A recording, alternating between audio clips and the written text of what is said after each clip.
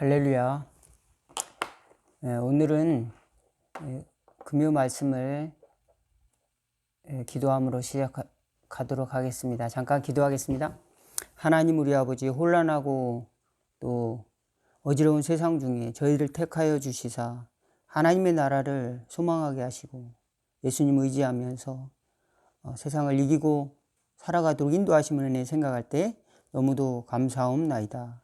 그러나 저희들 때로는 믿음이 눈이 어두워지고 또 믿음의 귀가 가리워져서 저희도 모르게 세상에 시험을 당하고 세상에서 고난을 당할 때도 많이 있습니다. 저희들이 믿음의 눈이 열려지고 귀가 열려져서 주님을 보게 하시고 주님의 인도하심을, 주님의 음성을 듣고 또 주님의 말씀으로 세상의 유혹을 이기며 마귀들과 싸워 승리하며 하나님의 나라를 향해 좁은 길 가며 묵묵히 주의 나라를 소망하며 또 주의 나라를 구하고 찾으며 살아가는 저희들 될 수 있도록 인도하여 주시옵소서. 저희들 겸손히 주님의 은혜를 구하는 믿음의 사람들로 늘 보호하여 주시고 인도하여 주옵소서. 이 시간 말씀을 통하여 새롭게 하옵소서. 예수님의 이름으로 기도하옵나이다. 아멘.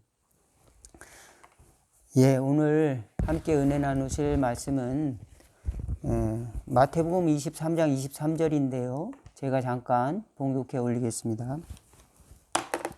화 있을진저 외식하는 서기관들과 바리새인들이여, 너희가 박하와 회양과 근처의 11조는 들이되 율법에 더 중한 바 정의와 긍휼과 믿음은 버렸도다.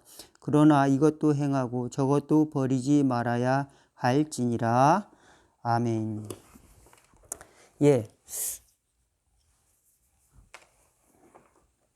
코로나를 통해서 작년 한 해 동안 많은 사람들이 어려움을 당한 것 같습니다. 그래서 저는 코로나가 이렇게 사람들에게 어려움을 주고 세상에 이동도 자유롭게 하지 못하는 경우도 생기고 또 단체 활동도 제대로 하지 못하는 상황도 생기고 또 여러 가지 산업 전반에 영향을 주고 또 이렇게 어려움을 심지어 사람의 목숨까지 어려움을 이제 주는 이런 상황이 우리 신앙인들에게는 또 어떻게 해석해야 되고 또 우리는 그곳에서 어떤 또 태도를 취해야 될까 하는 생각을 또 갖게 됩니다. 저는 이 상황 속에서 너무 절망적으로만 바라볼 것이 아니라 하나님이 주신 믿음의 힌트, 하나님이 나에게는 무엇이라 말씀하시는가를 붙들고 이 상황을 이겨내는 지혜가 우리 성도들에게 있었으면 좋겠습니다. 교회를 가지 말라고 하니 이제 하나님은 우리를 버리신 거 아니야? 그렇지 않습니다. 이것은 바로 사단이 말하는 것이죠. 하나님은 여러분이 열매를 맺고 하나님은 여러분이 구원의 길로 가기를 원하시는 것입니다. 그런데 코로나 상황 가운데 특별히 주목할 상황은 여러 사람들이 모여서 단체 회식하는 것을 금지했다라는 것입니다. 그리고 여러 사람이 모여서 행사하는 대중 집회 이런 것들을 금지했다. 여기서 어떤 힌트를 얻으면 좋을까 이런 생각을 했더니 성경에 예수님이 말씀하시더라고요. 외식하지 말라. 물론 그 말은 밖에서 식사하지 말라 그런 뜻은 아니죠. 여기서의 말은 원래 헬라어에 후프크리시스라고 정의를 바꾸다, 정의를 뒤집지 말라, 위선적인 행동을 하지 말라 그런 뜻입니다. 한자로는 외식은 나쁜 뜻은 아니에요. 밖을 꾸미다 그런 뜻이거든요.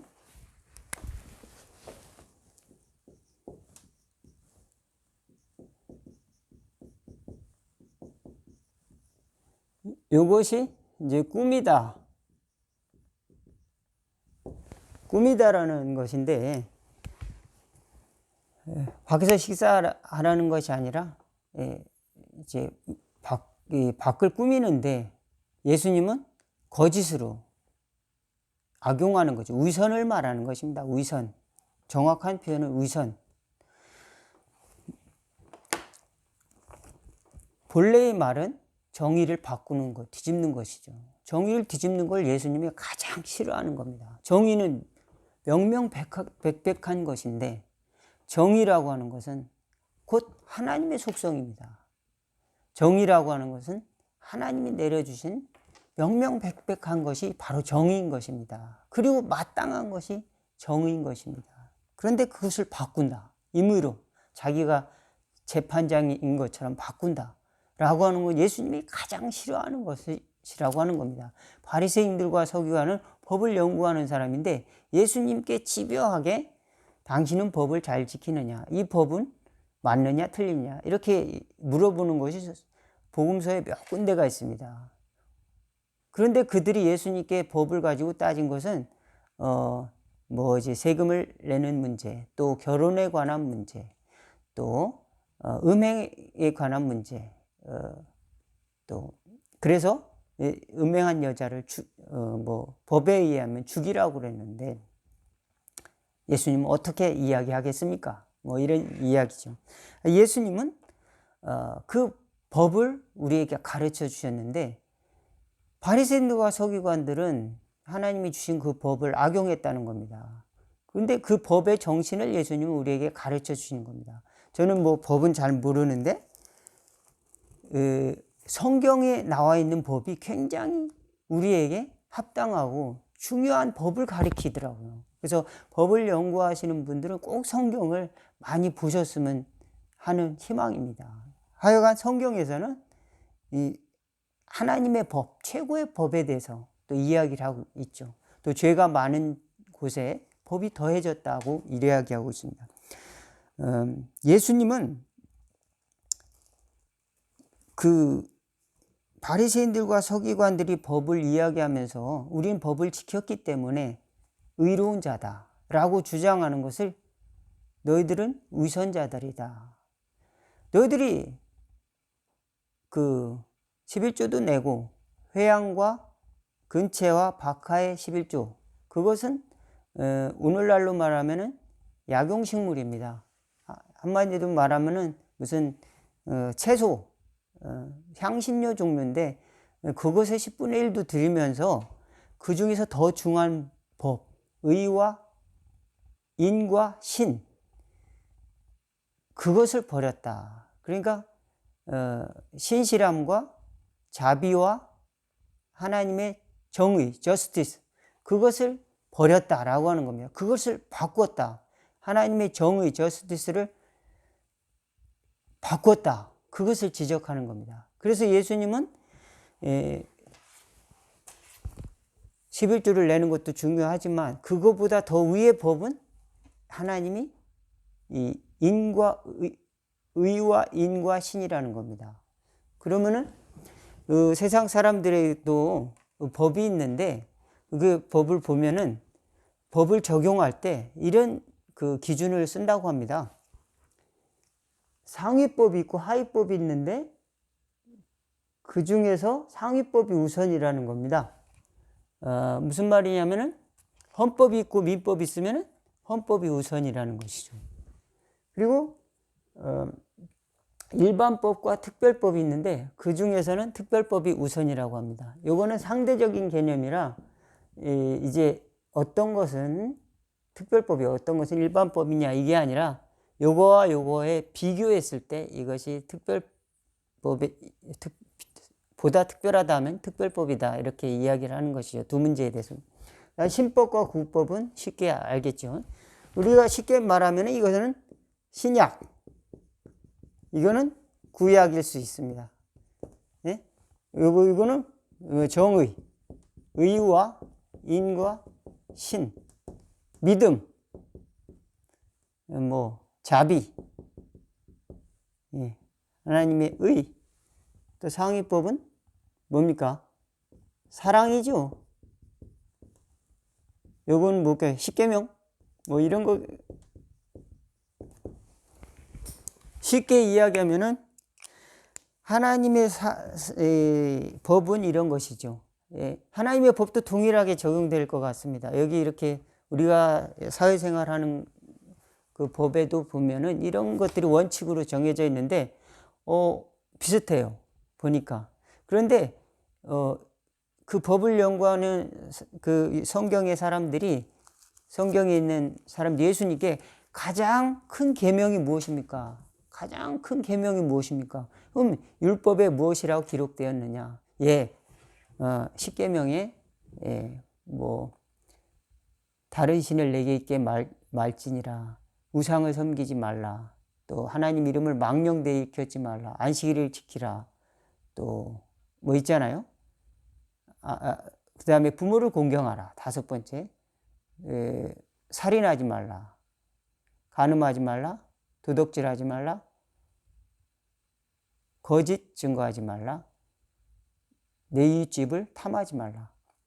그 10계명인데 우리는 이 바리새인들은 이 10계명 중에서도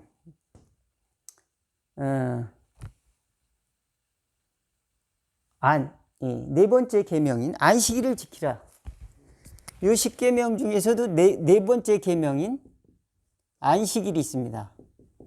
안식일에 제물을 드리는 것이, 안식일의 제물법이 바로 이제 11조죠. 11조에서도 세부적으로 나누면은 뭐 거의 향신료, 근체와 박하와 뭐 이런 뭐 그런 것도 11조를 내는 뭐 그런 아주 법이 그들의 문화에 보면은 많이 있었던 것 같습니다. 그런 것까지 이렇게 하면서도 뭘 버렸다?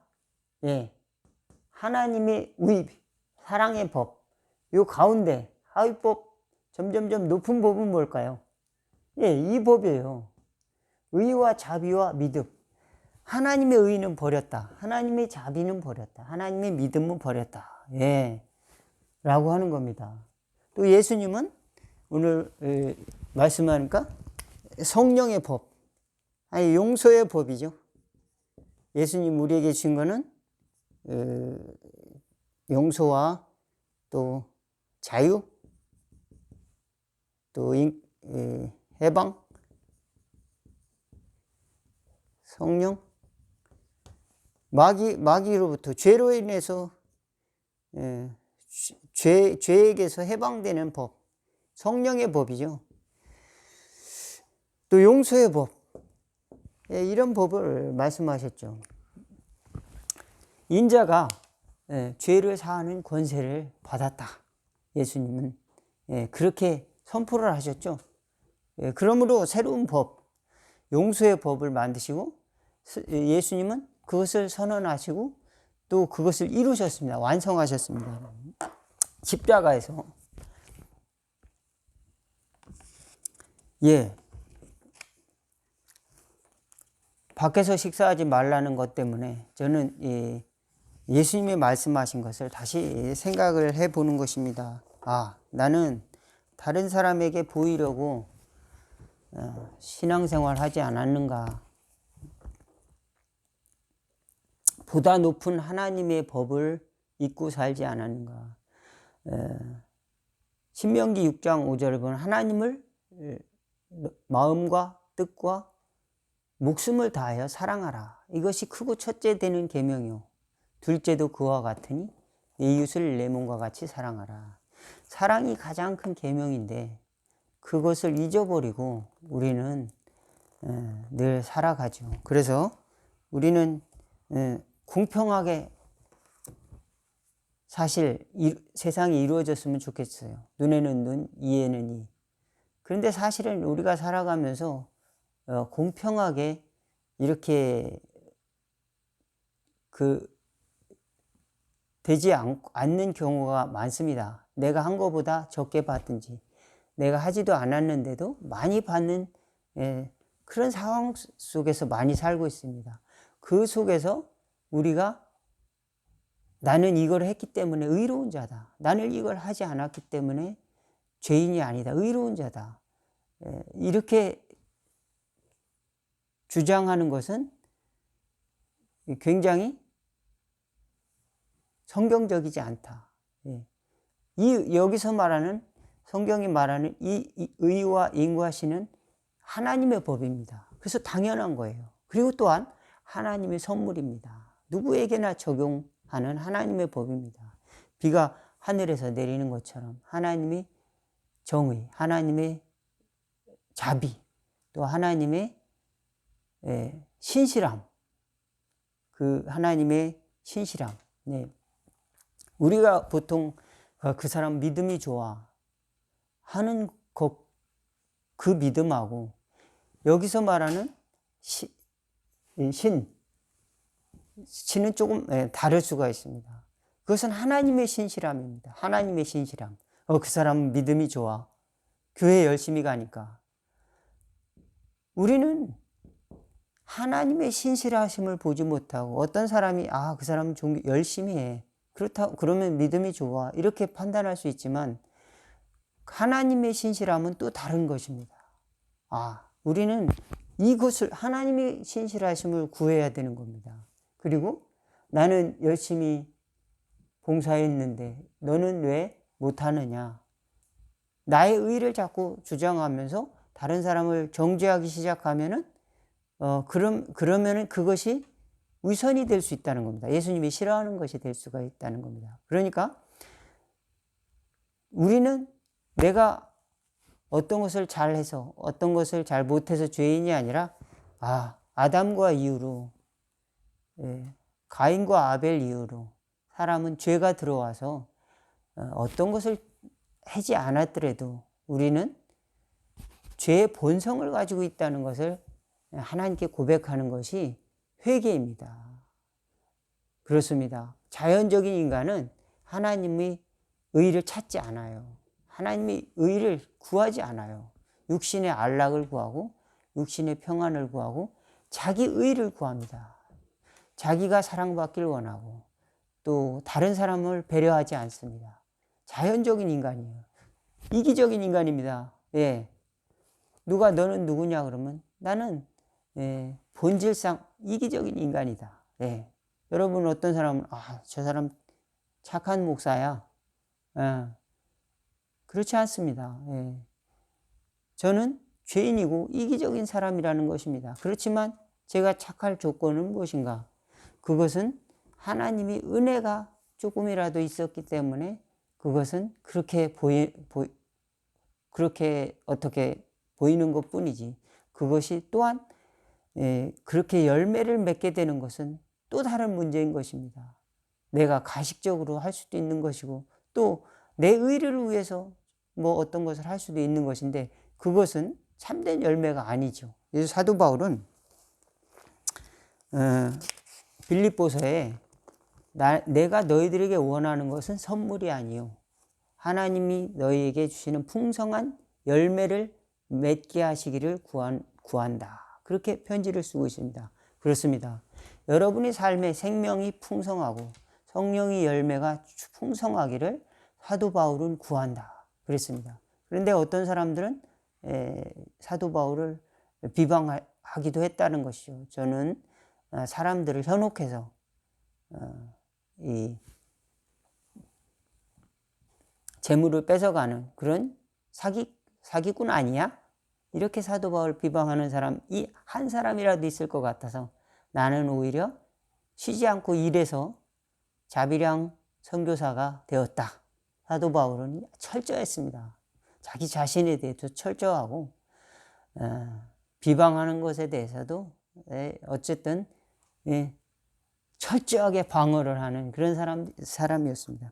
그러나 우리는 무엇보다도 우리가 은혜를 입었고 하나님의 사랑을 입은 것이 바로 하나님의 사랑의 법, 또 자비의 법, 하나님이 내리사랑을 통해서 예수 그리스도의 용서의 법을 통해서 우리는 신앙생활을 하고 있고 또 우리는 구원받은 죄인으로서 또 살아가고 있고 그럼으로써 우리는 다른 사람을 배려할 수가 있어야 된다라고 하는 것입니다. 오늘 그 말씀을 드리는 것입니다. 그렇습니다. 우리가 하는 행위 때문에 의로워지는 것이 아니다. 대신에 우리는 하나님의 사랑을 구해야 된다. 하나님의 법을 구해야 된다. 가장 큰 계명은 무엇입니까? 하나님을 사랑하고 네 이웃을 내 자신과 같이 사랑하라. 우리는 우리 자신을 사랑하는 것을 잊어버릴 수도 있습니다. 왜? 우리는 다른 사람한테 인정받기 위해서 우리 자신이 행복과 사랑을 잊어버릴 수도 있습니다. 그때에 그것으로 인해서 우리는 다른 사람에게 상처 주고 또 상처를 받을 수도 있을 것입니다. 예수님은 그러지 말아라. 하나님의 법은 정의와 자비와 신실함이다. 정의와 자비와 신실함이시고 가장 중요한 법은 하나님을 사랑하고 내 이웃을 내 자신과 같이 사랑하는 것이다. 예, 저와 여러분이 그래서 바리새인과 서기관이 가졌던 위선의 함정에서 벗어나고 또 하나님의 가장 큰 법 안에서 믿음으로 승리하는 은혜가 있어지기를 주의 이름으로 축원을 드리겠습니다. 잠깐 기도하겠습니다. 하나님 우리 아버지 도와주시옵소서. 많은 사람들이 고통스럽게 살아가고 있는데 이것이 다른 사람 때문이라고 또 어떤 사람 때문이라고 또 화살을 돌리기도 합니다. 그렇지만 하나님의 법을 구하는 사람들이 많아질 수 있도록 도와주옵소서. 하나님의 정의, 하나님의 자비, 하나님의 하나님의 신실하심을 우리 마음속으로 받아들일 수 있도록 도와주시고 우리는 그 앞에서 자랑할 것이 없음을 고백할 때에 하나님의 사랑으로서 다시 거듭나며 용서의 법으로 예수님이 우리에게 주신 생명의 성령의 법으로 날마다 거듭날 수 있도록 도와주시고 또 사회에 많은 갈등과 다툼이 있습니다.